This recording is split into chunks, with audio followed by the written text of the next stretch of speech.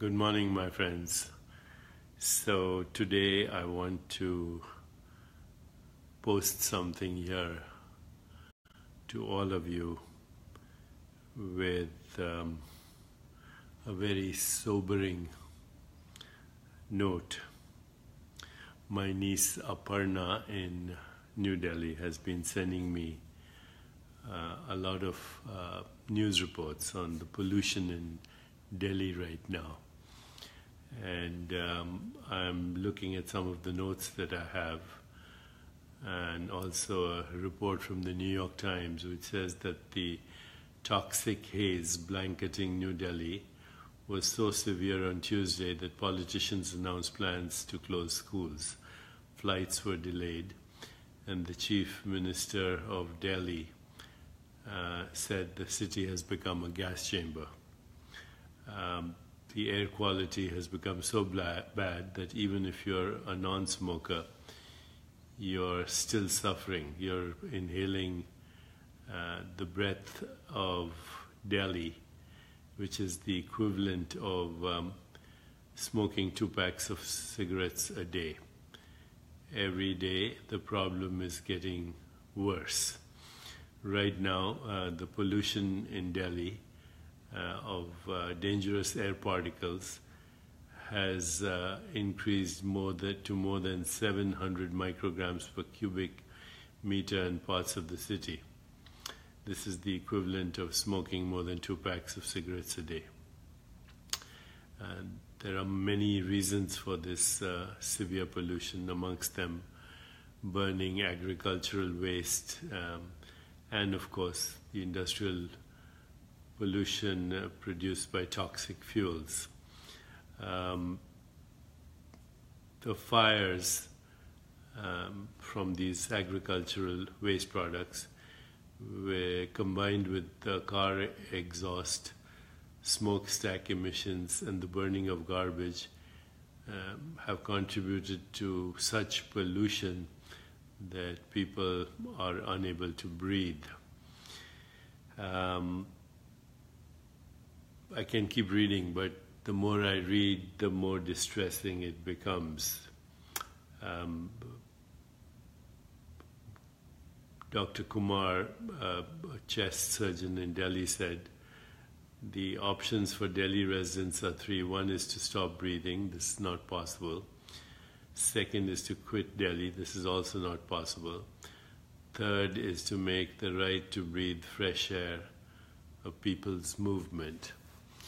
So my niece Aparna said, I should speak out on this, but what can I or anybody do by speaking out on this? Look across the world right now, and our collective insanity has reached epidemic proportions. We have the proliferation of nuclear weapons everywhere, whilst the United States is condemning North Korea for nuclear weapons and condemning Iran. Countries like the United States, the powerhouses in Europe, India and Pakistan all have nuclear weapons. It takes one mistake and one crazy person to set off a nuclear proliferation.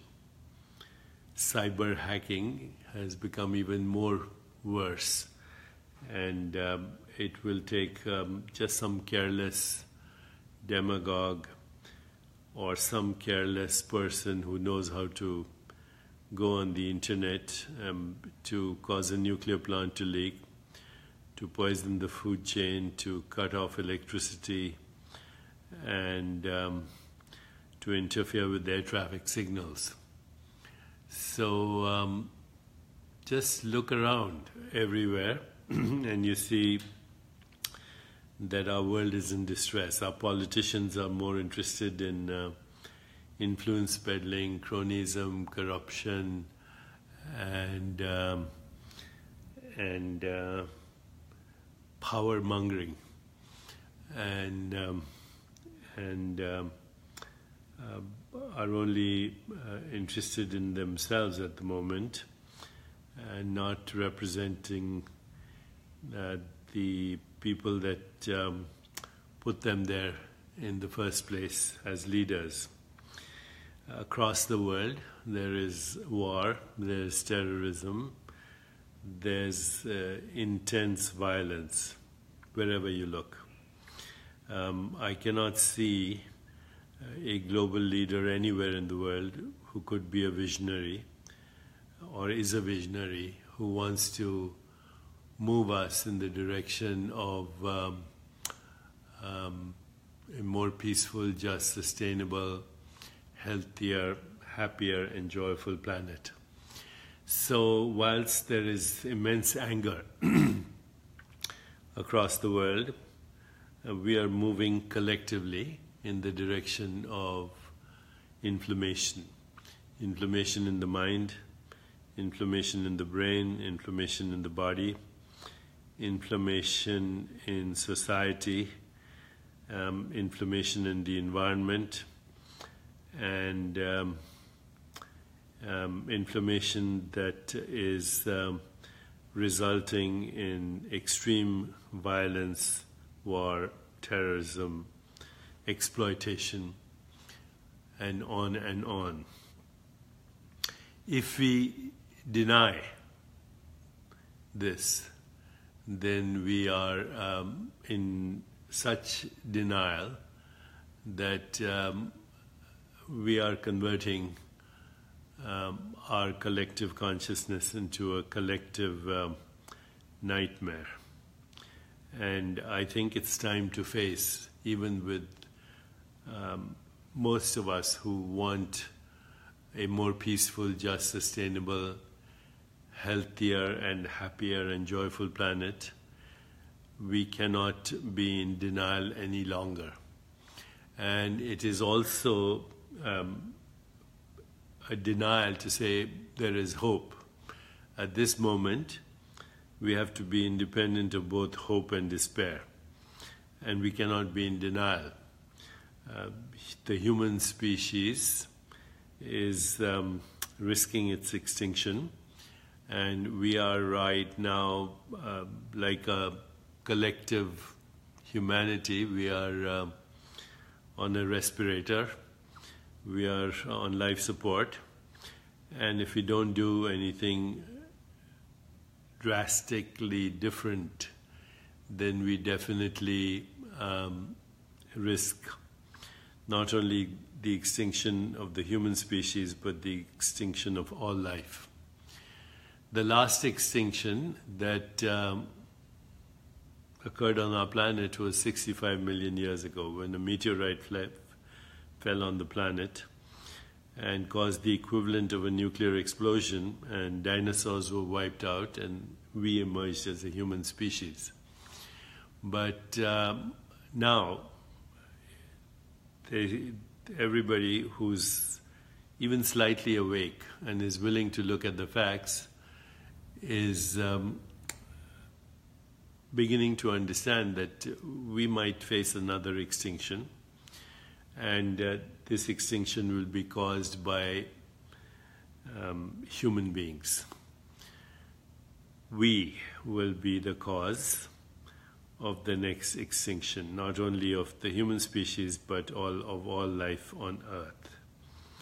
And there are many reasons for this, but the most important reason right now is that we are collectively in denial. We are collectively not recognizing that what we call civilization is a collective insanity. How can we call this world civilized when the only way we solve problems is through exploitation, violence, war, terrorism? The only way we know how to live is through immense greed and disrespect for our biosphere. We have forgotten that the air is our breath, that the trees are our lungs, that the earth is recycling as our body, and that the rivers and waters and our oceans are our circulation, that we have a personal body and we have an extended body and a universal body, and they're all equally ours. This requires a drastic spiritual shift that makes us resonate at an emotional level with the fundamental knowing that our mind, our body, our brain, our environment, our biosphere, and the entire universe is one substance. And it is not a substance, it's an awareness that modifies itself as all that is, all knowers, all modes of knowing, all experiences known, all observers, all modes of observation, and all objects known. This is a spiritual shift which can cause an emotional shift, which can cause a collective shift in our collective actions that result from our collective awakening. So, is this possible? Well, I don't think this is possible through angry activism. The leaders that we have, with all their power-mongering, influence peddling, cronyism, corruption, and exploitation, those leaders represent our collective consciousness. Our actions represent our collective consciousness. Our anger represents our collective consciousness. Our collective inflammation represents our collective consciousness. So denial is not going to work. Even hope is not going to work, because hope is a sign of despair. We need to be grounded in the knowing of being, which is beyond hope and beyond despair, that is anchored in sobriety, that combines love with action. As has been said before, love without action is meaningless, and action without love is irrelevant. Can we awaken to the core identity of our selves beyond our conditioned minds and come to the realization that love is more than a sentiment, more than an emotion, but the ultimate truth at the heart of creation? And can we act from there collectively to be the change that we want to see in the world? As Mahatma Gandhi said, can we collectively be the change in the world? My dear friends, I'm with you here every day. We discuss matters of great importance, but it would be foolish of me to say that we have to be optimistic, because if optimism means denial, then nothing is going to change.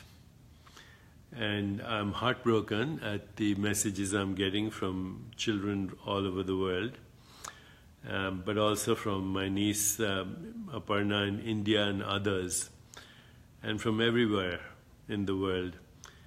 What have we done? What have we brought ourselves to, where we do not even recognize our collective insanity? In such denial we are. We take pride in science, but science too, despite having brought us many comforts, has contributed, the scientific method anyway, has contributed to our collective insanity. How can we call ourselves civilized when we have more weapons to destroy the world 7 to 9 times over? When the industrial age, the gift of science, has created our biosphere and polluted it to such an extent that it's become a gas chamber. When weapons are used to solve even minor problems, when the powerful and those that are richer than others exploit the poor and the needy without any shame whatsoever. So today I am basically asking all of you to look deeply within your hearts and see what can you do to improve the world situation. Can you start with yourself, your family, your close ones, your community, your society? Is it really even realistic right now to hope for a critical mass of collective consciousness that will create a more peaceful, just, sustainable, healthier and joyful world? Denial will not work. Hope will not work. Only a collective transformation will work. Even activism will not work. Criticize the politicians, get angry, come up with demonstrations, and soon go back to what was already there before. Collective denial, collective anger, collective hostility, collective fear, and collective inflammation. Take some time to be still, sober, silent. And then let's come back every day here to see what we can do to be that change. But let's not be in denial. Let's not be in denial. There's a greater intelligence far beyond our cleverness, far beyond our scientific mind. And that greater intelligence might be saying to itself that the human species was an interesting experiment that did not work. Are we an interesting experiment of nature that did not work? Or are we going to wake up and be sober, be realistic, come from stillness, love, and take action? Sorry, Aparna in Delhi. Sorry, dear niece. Nothing I can say is going to improve the situation. Only our collective awakening will suffice. Maybe it's too late for my generation, and maybe if we hurry, the next generation can heal that which we destroyed, that which we dismembered. So, my friends, today I felt compelled to share with you that let's not be in denial. Let's not be in denial. Let's sober up and take action with love in our very small ways, each of us in our very small ways.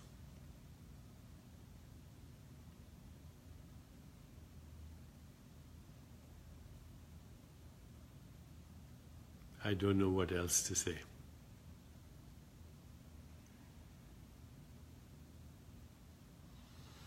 Be in love, feel love, think love, speak love, act with love, but don't be in denial.